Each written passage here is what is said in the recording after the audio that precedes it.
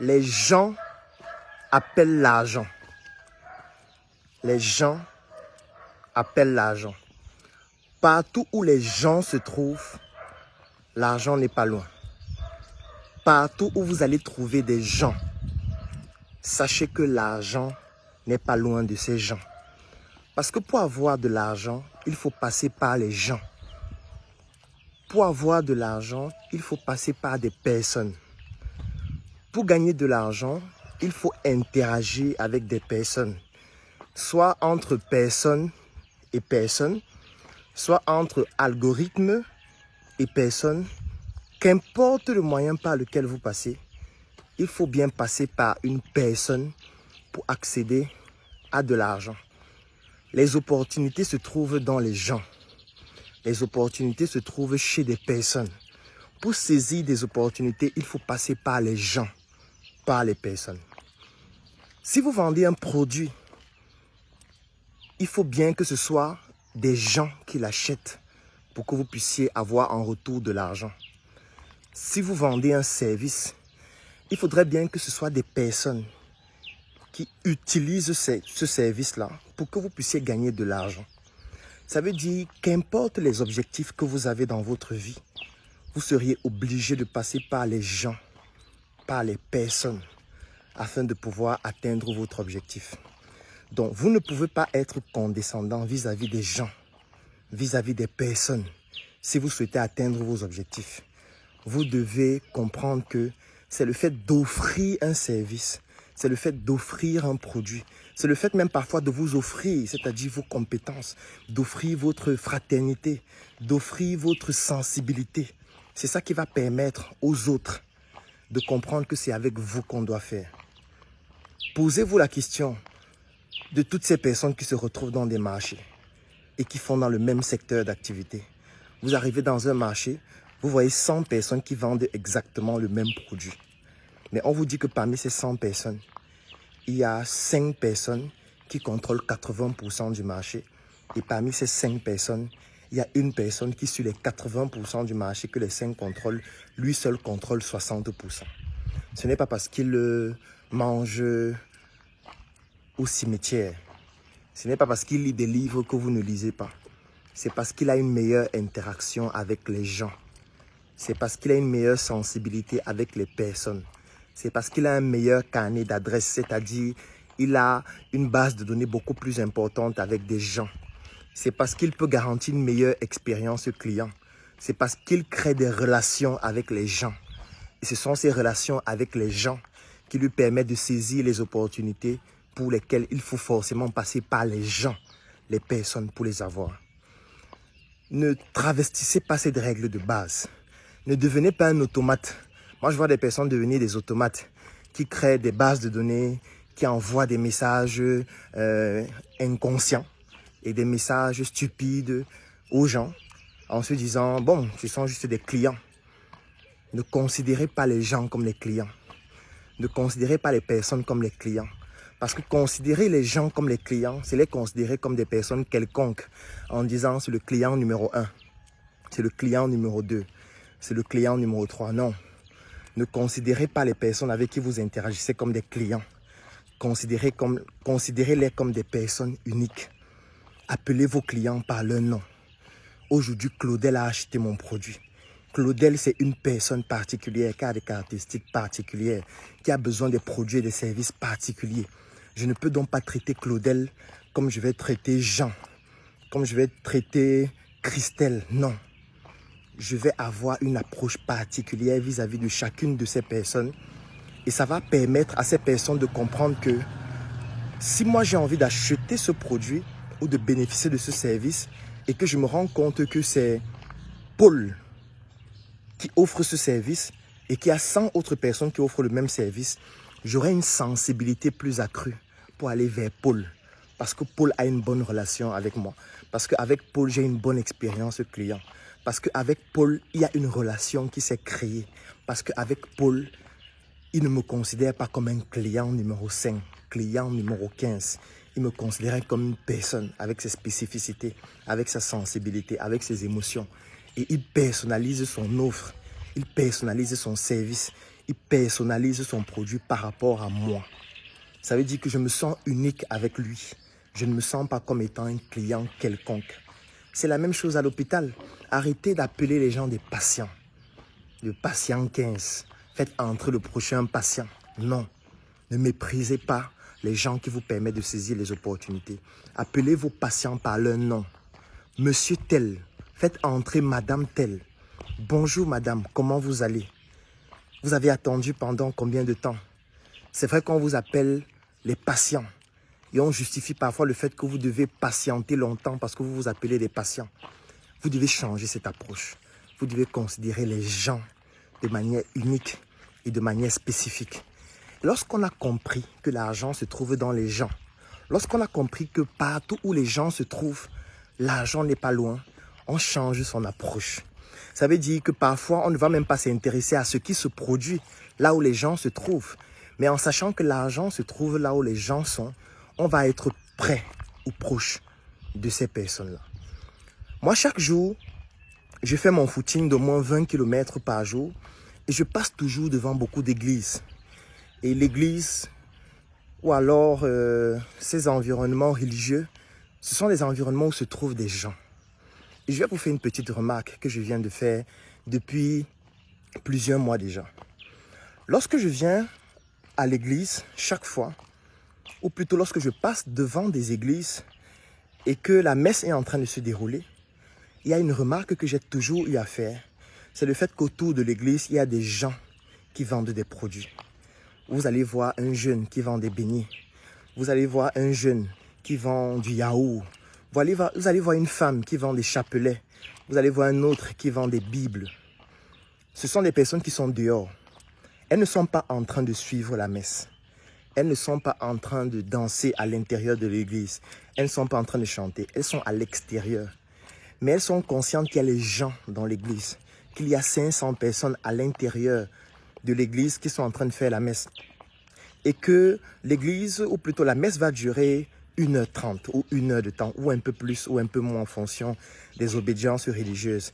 Et que lorsque ces 500 personnes vont sortir, elles vont voir les beignets, elles vont voir les chapelets, elles vont voir le foléré, ou alors le jus de djara, ou alors le jus d'oseille. Et elles vont acheter ces produits. C'est-à-dire que ces personnes sont venues où se trouvent les gens pour acheter, ou plutôt pour bénéficier des opportunités que ces gens offrent dans cet environnement. Est-ce que quand vous sortez de l'église et vous achetez par exemple un beignet, vous posez la question à celui qui le vend, à celui qui est en train de vendre, s'il est chrétien? Est-ce que vous lui posez cette question? Est-ce que quand vous achetez un jus après la messe, vous posez la question à la dame qui vend le jus, est-ce que tu crois en Dieu? Est-ce que tu as donné ta vie à Jésus? Est-ce que vous posez cette question? La réponse, c'est non. Parce que ces personnes ont compris que je n'ai pas besoin d'avoir la même obédience religieuse que vous. Il suffit que je sois là où l'opportunité se trouve, c'est-à-dire là où il y a des gens pour gagner des opportunités.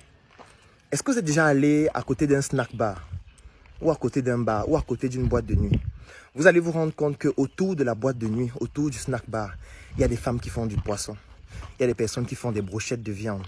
Il y a des personnes qui font des brochettes de porc. Il y a même des prostituées. Vous vous êtes déjà posé la question pourquoi ces personnes sont là? Ces personnes ne sont là pas pour entrer danser et faroter. Ces personnes ne sont pas là pour boire du whisky.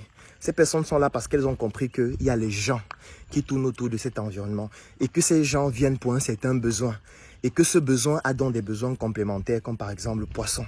Ces personnes auront faim. Ces personnes auront besoin d'une bitacola pour aller secouer pendant toute la nuit dans un motel ou dans un hôtel qui est toujours à côté. Et on n'a pas mis le motel à côté pour rien. On n'a pas mis l'auberge à côté pour rien. On n'a pas mis j'ai envie de dire, toutes ces structures ne sont pas là pour rien. C'est parce qu'on a très vite compris que là où les gens se trouvent, les opportunités ne sont pas loin. Et les opportunités n'ont pas besoin d'être similaires à ce que les gens sont en train de faire dans cet endroit ou dans cet environnement. Et ça, il faut le comprendre. Arrêtez de vouloir devenir les amis des gens avant de leur proposer vos produits ou vos services. Vous n'avez pas besoin d'être amis. Vous n'avez pas besoin de vous aimer. Vous n'avez pas besoin de vous embrasser pour pouvoir saisir les opportunités. Non, on peut saisir des opportunités même sans se connaître.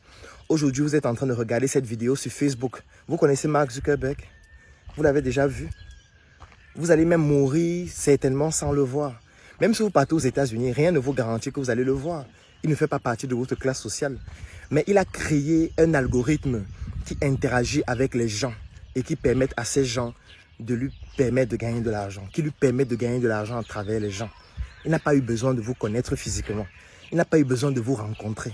Il n'a pas eu besoin de vous dire « Mon frère, soutiens ton frère, c'est le made in Bénin, c'est le made in Côte d'Ivoire, c'est le made in Cameroun. » Non, il n'a pas eu besoin de le faire. Il a compris que la richesse se trouve dans les gens.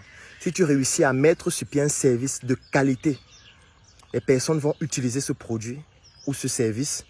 Et l'idéal, c'est qu'elles l'utilisent gratuitement. C'est pour ça que vous n'avez pas payé pour être là. Et quand vous utilisez ce produit ou ce service, ça vous fidélise, ça vous résout des problèmes, ça vous permet aussi à vous de gagner de l'argent. Et naturellement, lui gagne beaucoup plus quand vous êtes satisfait du service qu'il a eu à mettre sur pied. Je veux aussi faire un coucou à Dicalo, qui est dans cette plateforme africaine qui est en train de se positionner comme étant l'interlocuteur majeur entre les Africains à travers Internet, à travers des algorithmes d'intelligence artificielle qui doit permettre aux Africains d'être en contact avec d'autres Africains, qui doit permettre aux Africains de démontrer au monde que les Africains aussi sont capables de produire des choses de qualité. Et là, je vais faire un coucou à son promoteur qui est Alain Ekambi et bien évidemment avec toute son équipe parce qu'il ne travaille pas seul. La richesse se trouve dans les gens. La richesse se trouve dans les personnes. C'est à vous de trouver le moyen par lequel vous allez interagir avec ces personnes. C'est pour ça que chaque fois que vous voyez qu'il y a un événement qui existe, posez-vous la question comment je gagne autour de cet événement. Parce que qui dit événement dit regroupement de personnes. Qui dit personne dit opportunité. Vous n'avez pas besoin d'aimer l'événement. Vous n'avez pas besoin de faire ce qu'on fait pendant l'événement. Je vous ai parlé de l'église tout à l'heure. Ceux qui vendent à l'extérieur ne font pas la messe, mais gagnent de l'argent parce que au terme de la journée, ces personnes vont faire une comptabilité et dire « Ok, j'ai vendu 50 000 aujourd'hui. Et dans les 50 000 francs là, 30 000 francs, j'ai vendu ça entre 10 heures et 12 heures. Ça veut dire que ce sont les messes qui se déroulent dans cette tranche horaire qui me produisent plus d'argent.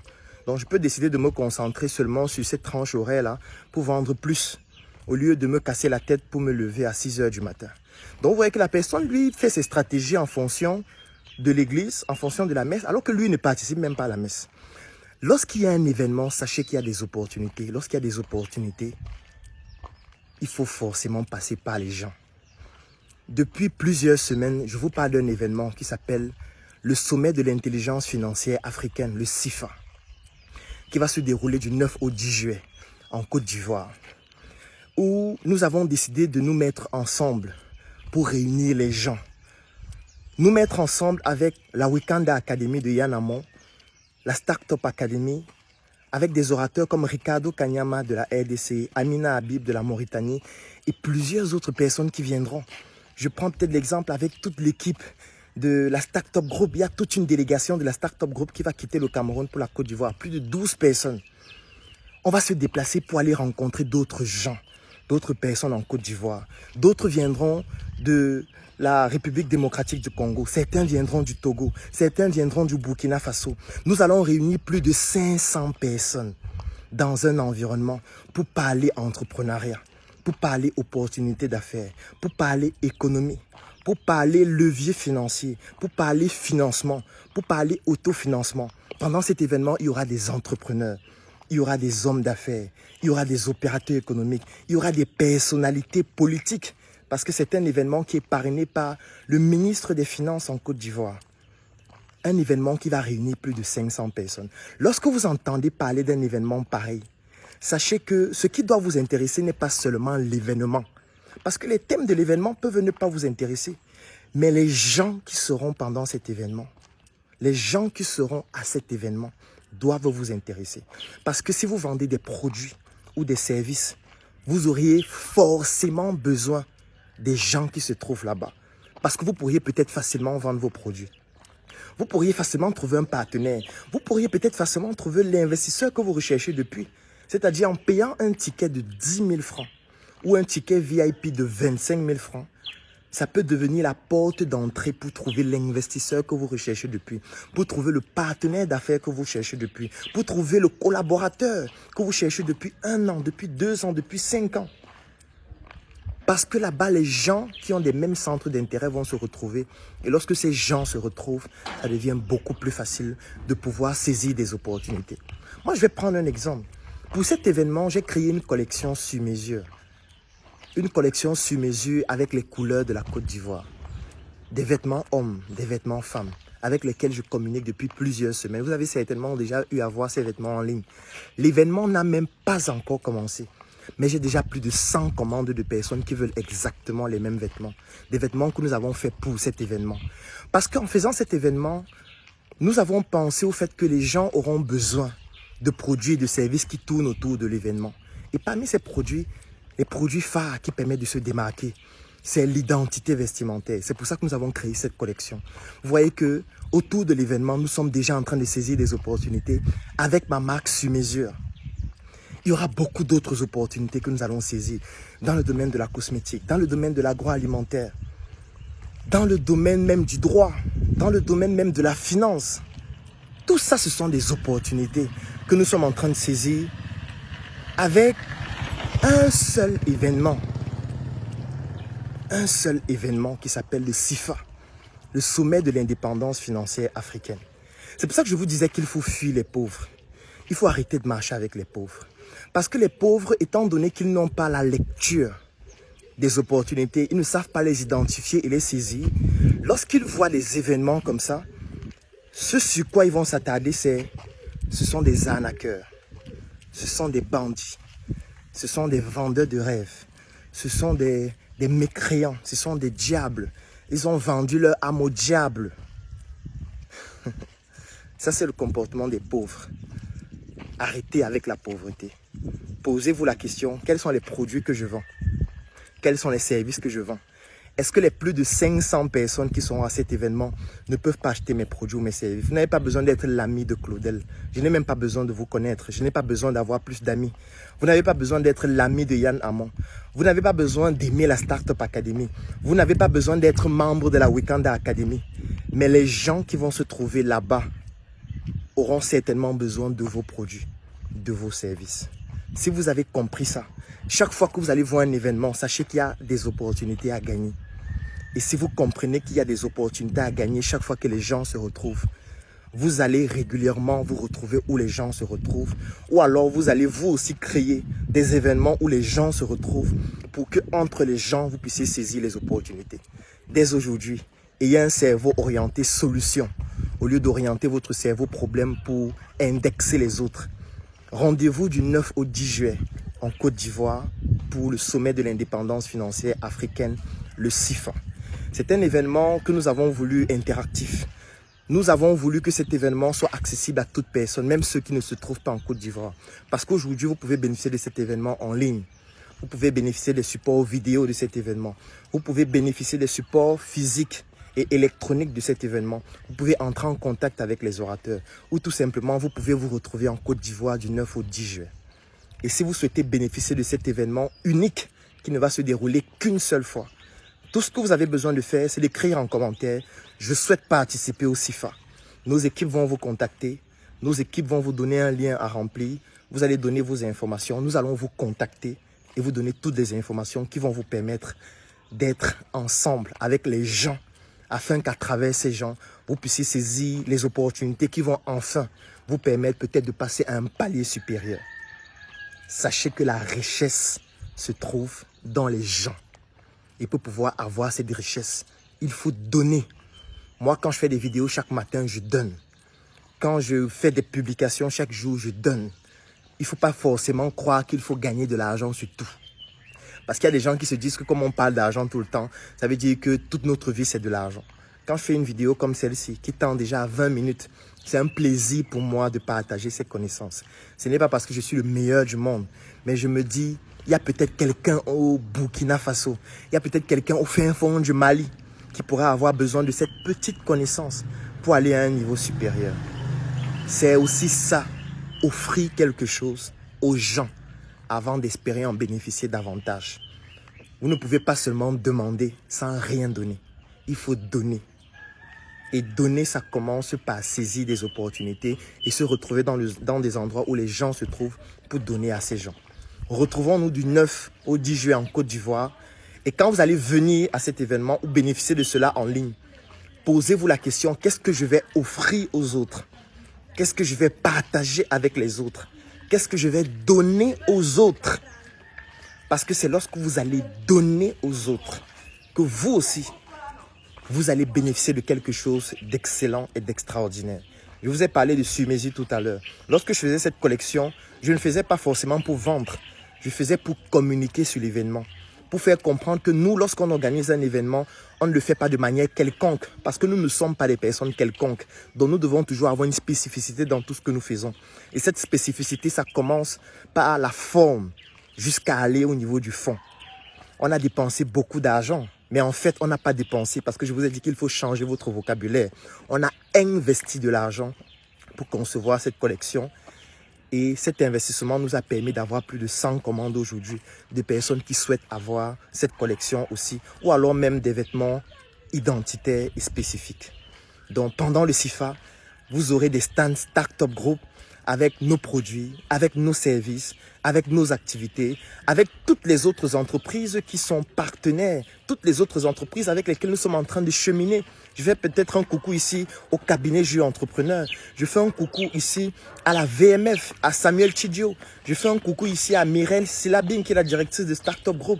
Je fais un coucou ici à Barthélémy Kago, qui est le directeur général de Startup Food, qui sera aussi en Côte d'Ivoire. Je fais un coucou ici à Nancy Ongolo, qui est la directrice de Startup Cosmétique et de The Queen, qui sera aussi en Côte d'Ivoire. Je fais un coucou ici à Marie Karen, qui est la directrice générale adjointe du cabinet Jus Entrepreneur. Je fais un coucou ici à Grâce Divine Mounion, qui est la directrice de Call Agency et la promotrice de, j'ai envie de dire, de Otam Joss and Pastry. Je veux dire, il y a tellement de personnes qui seront là. Je fais un coucou à Francis Melly, qui est donc le responsable de Camel Vision et le directeur général de Startup Training, qui sera aussi là. Je fais un coucou à Dadji Masoda de Yes, l'artiste qui nous met des images extraordinaires. Toutes les images folles que vous voyez en ligne sont réalisées par lui. Il sera aussi en Côte d'Ivoire.